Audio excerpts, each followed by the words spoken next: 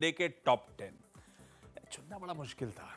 पहला एक काम करा है, वो जो की थीम्स की सुबह से चर्चा हो रही है, हर एक्सपर्ट मेंशन कर रहा है, उनसे कुछ सिंबॉलिक स्टॉक्स हाईलाइट कर देता हूं। कोई लार्सन एंड टूब्रो इंफ्रा से, बैंक्स में, सरकारी बैंक्स में कोई एसबीआई, कोई डिफेंस, कोई रेलवेज, ये सब की थीम्स होंगी जो आज रडार पर रखेंगे उस एग्जिट पोल के वर्डिक्ट के चलते। दूसरी प्लेट रखता हूं ऑटो सेल्स के नंबर्स जो सैटरडे ऑनवर्ड्स आना शुरू हो गए।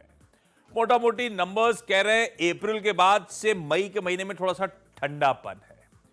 पैसेंजर व्हीकल्स ठंडी पड़ी, टू व्हीलर्स ठंडे पड़े, पर सीवीज और ट्रैक्टर्स इंप्रूव हो रहे हैं। ये की अंडरलाइनिंग थीम है, ध्यान रखिएगा। उसके बाद कुछ मंथ के अपडेट्स और भी आए, ना सिर्फ ऑटो सेल्स के बल्कि किसी एनएमडीसी, किसी कोल इंडिया के। कोल इंडिया की प्रोडक्शन 7.5% बढ़ा, एनएमडीसी का प्रोडक्शन साल दर साल गिरा है। पर मानस ने अभी हाईलाइट करा है, स्टॉक में दम नजर आता है। MOIL back to back second month है जब तगड़ा प्राइस इंक्रीज फिर से ले लिया है। जून महीने के लिए 30 से 35% तक दाम बढ़ा दिए गए मैंगनीज ओर के। अदानी पोर्ट ने एक concession agreement Tanzania port authority के साथ साइन करा है, और वैसे भी आज यूफोरिक मूड्स में ये ग्रुप के स्टॉक शायद वापस रडार पे रहे। कैनरा बैंक, आज दीवान साहब की प्रेफर्ड पिक भी थी, खबर भी है। 14.5% स्टेक डाइल्यूट करने की तैयारी कैनरा एचएसबीसी लाइफ इंश्योरेंस में आईपीओ के जरिए। मॉस्चिप सेमीकंडक्टर्स या मॉस्चिप टेक्नोलॉजीज नाम हो गया है। सीडैक पुणे से इस कंपनी को 500 करोड़ रुपए प्लस का एक कॉन्ट्रैक्ट मिला है। अशोका बिल्डकॉन L1 यानी कि लोएस्ट बिडर घोषित हुआ है 2150 करोड़ रुपए के आसपास के प्रोजेक्ट्स के लिए।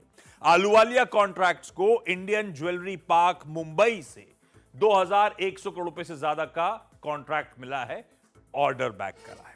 और साथ साथ पूर्वांकरा मुंबई के करीब यानी कि थाने में 12.5 नहीं, 13.25 एकड़ जमीन एक्वायर करी है। इसीलिए यह स्टॉक भी आज खबरों के चलते फोकस में रहेगा। शुक्रिया आशीष इस पूरी चर्चा के लिए और सारे स्टॉक्स इन एक्शंस स्क्रीन पर रखने के लिए विद प्राइस एक्शन।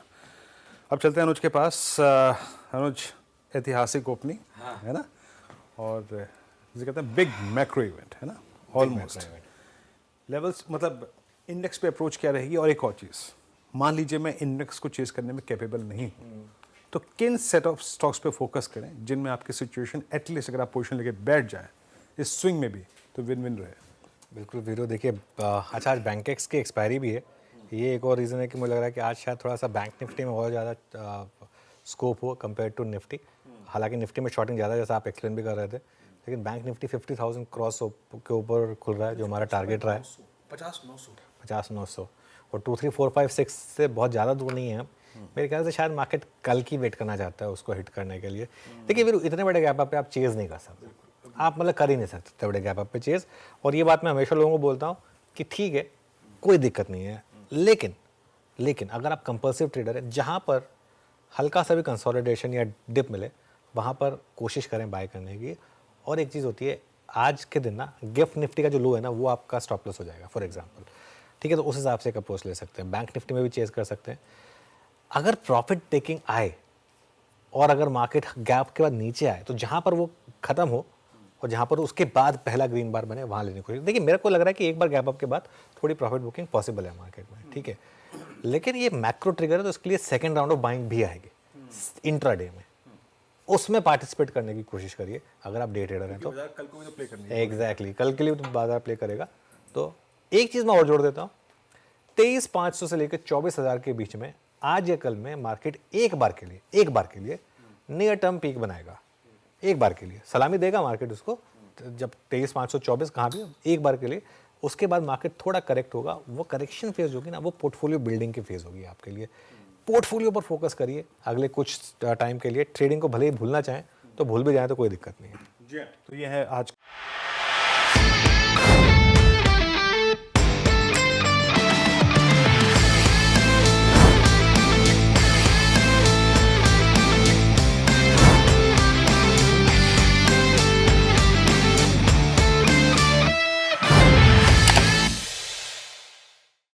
बता दें कि मनी कंट्रोल पर दिए गए विचार एक्सपर्ट्स के अपने निजी विचार होते हैं।